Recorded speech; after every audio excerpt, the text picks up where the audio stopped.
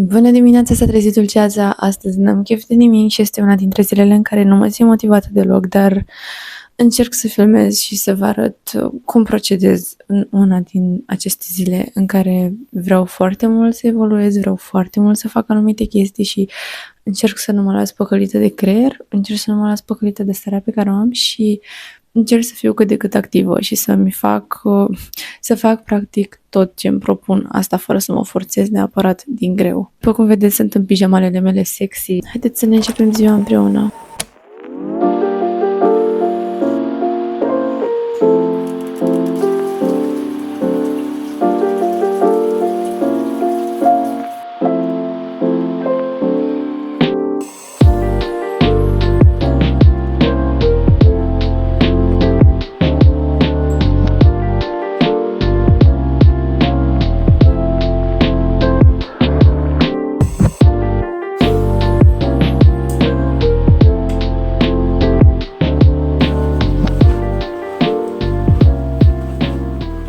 Acum urmează să folosesc ulei de ricin pe care îl folosesc în fiecare dimineață și în fiecare seară pentru că vreau să-mi crez natural genele. Zic că se vede destul de multă diferență, o să vedeți la laminare când mă duc. Am o programare pe 19 la laminare și atunci o să vedeți diferența. Eu folosesc acest ulei de ricin care este presat la rece și este 100% natural. Am dat, cred că, 10 lei pe el, așa că nu aveți nicio scuză să nu folosiți uleiuri, pentru că sunt foarte ieftine. Și cam așa arată genele și sprâncenele mele după ce aplicăm uleiul de ricin.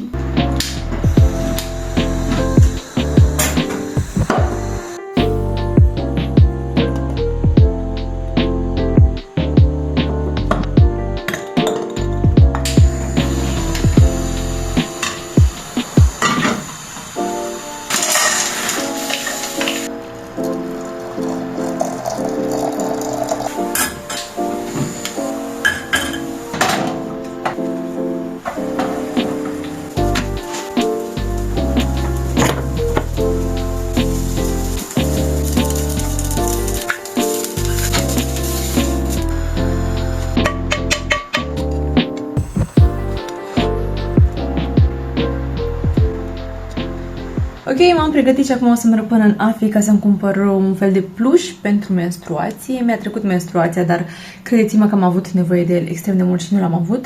E plușul ăla, o să-l vedeți voi. Apoi vin acasă, mai fac puțină curățenie și cred că o să mă pun să pun coletele voastre pe Vinted pentru că am primit foarte multe colete. De fapt, am primit foarte multe comenzi, nu foarte multe colete. Cum acesta este outfit-ul de astăzi, este foarte, foarte, foarte cute! Îmi place maxim. Și da, la ochișor n-am făcut cine știe ce, că oricum nu am timp, așa că let's do this. Am ajuns acasă, m-am pus să beau puțin ceai. Haideți să vă arăt comenzile. Am primit 2 comenzi pe Vinted. Acum o să vă postez un short în care l-am împachetat. Când vedeți videoclipul ăsta, mai mult ca sigur, shortul este deja postat. Să vă arăt și jucăria pentru care am fost până în AFI. Tadac! Și pentru asta am fost până în AFI. Uitați-vă la el cât de drăguț e. Nu este un pluș, este un din ăsta termic, cum îi spunem, hot water. Când sunt la menstruație, să pun apă fierbinte în ăsta și apoi să-l bag în ursuleț și să-mi pun ursulețul pe burtică. Mi se pare cea mai drăguță chestie inventată pentru fete, deci e foarte, foarte cute. Și acum o să-mi beau ceaiul și o să editez videoclipul pe care l-am filmat ieri. Ieri am filmat un videoclip pentru noul meu canal, Gabriela B, despre motivație, despre viață, despre orice chestie de dezvoltare personală. Doamne, ce bun e ceaiul ăsta! Am făcut ceai combinație, am făcut o combinație de salvie, foarte puțină salvie, cu gălbenele. Doamne, e absolut minunat! O să mă bag la un workout și apoi o să mergem să punem coletele. Ce să mai spun, nu mai zic nimic, nici bună dimineața, s-a trezit Dulceața pentru că este a doua zi seara, adică n-am filmat deloc. Ieri seara am ieșit afară, a fost super mișto. De dimineața am împachetat colete pentru voi și mi-am... Da, uitați cum începe a doua zi. Am pregătit site-ul pentru voi cu noi bijuterii și nu uitați să folosiți codul 888, codul de reducere 888 pentru magazinul meu gabrielaenergy.com. Eu acum, după cum vedeți, mă pregătesc să mă bag la sport și apoi mă duc până la mama ca să-i fac videoclipuri și să-i le editez. Mi-am comandat această bustieră superbă pentru sport și acești pantalonași de îți fac curuleți, nu știu dacă se vede. Da, se vede. Iubesc pantalonii ăștia. Și mă bag la antrenament și ne vedem după, dacă nu uit să filmez și de data asta. Bună dimineața, s-a trezit Dulceața, este a 4-a zi de daily vlog în care nu am filmat. Bine, mă rog, acum m-am trezit, dar spre rușinea mea nici ieri n-am filmat, nici alaltăieri, deci am făcut un daily vlog de vai de capul nostru. Astăzi, în schimb, o să vreau să fac un tratament la păr, este a doua, de fapt, vă mint, este a 3-a zi de când nu l-am spălat. Și li s-a făcut destul de gras. Eu îmi spăl părul undeva la 2 zile, pentru că se îngrașă foarte, foarte repede. Dacă nu știați, eu mai nou vreau să-mi cresc părul, să crească cât mai lung și încerc anumite tratamente în casă, gen nu neapărat măști luate din chestia asta comercială. Încerc să-mi fac măști acasă, naturale, ca să vedem cât de repede pot să crească. Cine mă cunoaște știe că ador din toate punctele de vedere să am părul vopsit, mai ales roșcat sau violet sau roz.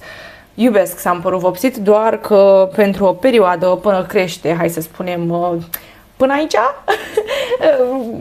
până aici aș vrea să crească, nu știu, mă rog, nu mai e mult, adică mi se pare, până atunci o să încerc să nu-l mai vopsesc deloc ca să pot să mi-l refac, mai ales că e o perioadă extrem de stresantă pentru mine și îmi cade părul foarte des. Haideți să vedem cât putem să creștem părul până în ianuarie, adică o lună, glumesc, hai până în februarie să fie challenge-ul ăsta, că eu cred că până în februarie lejer pot să-mi cresc părul până aici. Băgăm și subliminale și manifestare și vă zic eu lejerea, nu? Ok, prima oară o să încep, mi-ar trebui niște mănuși, îmi trebuie o clamă, n-am nimic din astea, așa că facem cu mâna goală. Să folosesc ulei de ricin la rădăcini, pentru că îi nevoie de tratament acolo. Mă gândesc că cu ce aș putea să masez sau... Bine, am chestia de să facem masaj la cap, dar nu cred că m-ar ajuta prea mult. A doua oară când fac chestia asta. Când eram mai mică îmi făceam multe măști din astea naturale, când locuiam cu mami. Pun ulei de ricin aici unde nu am fire de păr, în partea asta, nu știu dacă se observă, mă rog, e mai gol de obicei. Pe părțile astea îs goală. Da, și ce frumos e să faci asta cu mâinile goale. Și uleiul de ricin, dacă nu știați, este foarte lipicios, deci zici că e lipici, nu e ulei. Să nu credeți că uleiul de ricin are aceeași textură ca și uleiul normal. Never, never. Zici că e lipici, mai ales ăsta presat la rece și 100% natural. Psst, nu-i voie! Vai! Mi-a mâncat uleiul de cocos!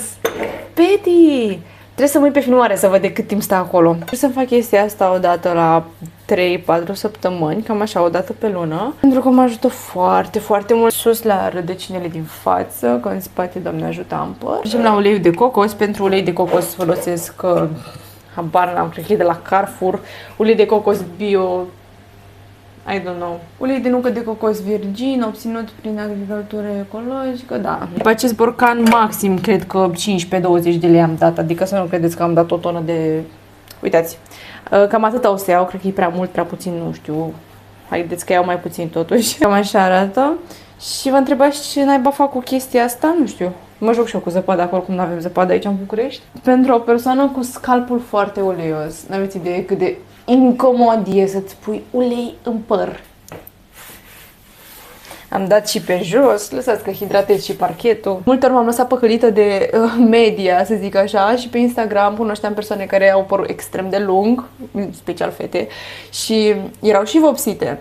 Și în capul meu nu se pupa, că na, dacă îți vopsești părul, ți-l deteriorezi și îți trebuie vopsire lunară sau na, la câteva luni și nu prea se pupa una cu alta la mine când încercam să pun eu în practică chestia asta. După am aflat că acele persoane pe care le urmăream eu aveau extensii. Da, și eu încercam să ajung la un rezultat nerealist, evident cum mă omoară pe mine media. Dar cu timpul am văzut că acele persoane au renunțat la extensii și acum au părul natural și îi lung în dragi. Așa că de ce nu? Haideți să experimentăm. Nu știu dacă îmi pun prea mult ulei de cocos, sincer, nu mai îmi pasă. Faptul e deja consumat, uitați-vă la părul meu. E uleios, e foarte uleios de data asta. Să fac o din asta și o să mi-l prind cu o clamă. Să mă spăl pe mâini și să-mi pregătesc ceva de mâncare. Să aștept să-și facă efectul această mască.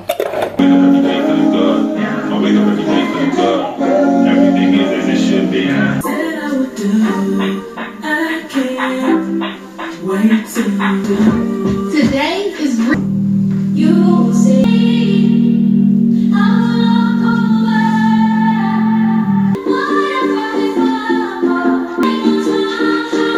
Oh, Oh my god, ok. Am și dansat, mi-am făcut energii, reconectat chakrele și acum mergem să mă spăl pe cap. Cred că au trecut undeva la 4 ore de când am chestia asta în cap. Și am zis că stau cu ea 45 de minute, Sanchi, doamne. M-am spălat pe cap și arată cam așa.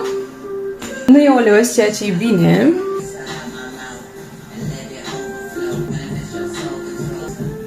Mi-am terminat aproape toate treburile de făcut în casă, mai trebuie doar să dau cu aspiratorul, să spăl vasele și chestia asta o să fac după ce mă întorc de afară.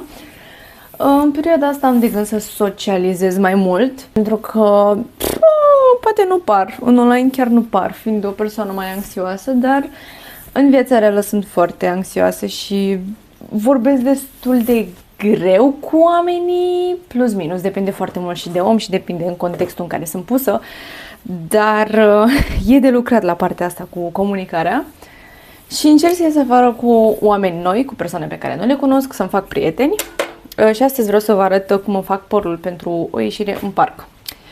Să facem pași, aia zic, trebuie să facem pași, să-mi umezesc părul. Și uitați cât de frumos arată părul meu acum. Mă așteptam să fie uleios, l-am șamponat de vreo 3 ori. Ceea ce a scos uleiul din el are sens, pentru că era foarte mult ulei. Vreau să-mi fac bucle și eu am părul drept. Nici nu știu cum să-l fac. Știți că de obicei îmi puneam 2 șosete? Da, cred că asta o să fac din nou. Facem 2 cu 2. Am băgat șoseta, dar n-am făcut bine. Help! Help me, please! Cum naiba se faci? E cu schemă! Gata! Nu știu ce am făcut. Deci nu știu să vă arăt ce am făcut, dar am făcut. Ok. Bine de tot, încă îl rotim foarte, foarte bine, încât să se strângă. Vedeți că se strânge, se face din ce în ce mai mic. Și apoi îl facem melculeț. În șosetă. Hai că a făcut sens. Să-mi pregătesc și eu ceva de mâncare, să-mi fac eyelinerul și ne auzim după. Coletele sunt sigură că o să le pun mult mai încolo, cred că după ora 10 seara, pentru că acum mă grăbesc, mănânc niște paste și trebuie să fug, că și așa întârzi. Mi-a căzut pasta pe jos. Pregătesc, ies afară și sunt la a doua pereche de pantaloni. Ok, poate că pe din afară sunt flower power și foarte cute, dar voi nu știți că de desubt arăt așa. Efectiv, dacă îmi dau jos ăștia, sunt o umbră. Efectiv, sunt o umbră. Am 11.000 de haine, am de desubt și mai eu, 2 perechi de pantaloni cu blană, plus hanorac, plus geacă, plus... A venit iarna. Haideți să vă arăt și puțin din make-up-ul meu superb din seara asta, să vedem dacă se vede. Și imediat deschidem și buclele, să vedem, mă grăbesc. Haideți să vedem momentul adevărului. Încă sunt ude. Oh my god. S-au uscat, așa că cred că o să le las așa până se usucă, I guess. Așa arată make-up-ul întreg, mi-am pus și conturul de buze. Tocmai am terminat ieșeala pe afară, am stat și la aer, m-am jucat și unul, a fost fun. Mă duc spre casă și mi-am luat banane. Mi-am luat banane pentru că vreau să fac o prăjitură proteică, m-am îndrăgostit de prăjiturile astea proteice. Pe lângă faptul că se fac în maxim 20 de minute, sunt extrem de bune și sunt și sățioase pentru că la bază au banane. Da. Cam acesta a fost daily vlog, sper că v-a plăcut. Dacă v-a plăcut, nu uitați să-mi lăsați un comentariu drăguț, nu uitați că vă răspund la toate comentariile, să lăsați un like și să dați un share. Mă uit în jos să nu cad. Vă pup și vă iubesc, nu uitați să vă abonați și pe contul meu secundar, ca să-i spun așa, Gabriela B, și să mă urmăriți pe Vinted și pe site-ul meu, pentru că voi posta aproape în fiecare zi. Și pe lângă asta am uitat să zic de codul meu de reducere 888 pentru site-ul meu gabrielaenergy.com și veți primi și un cadou din partea mea, așa că urmăriți-mă pe Vinted și pe gabrielaenergy.com. Vă pup și vă iubesc, să aveți o zi minunată!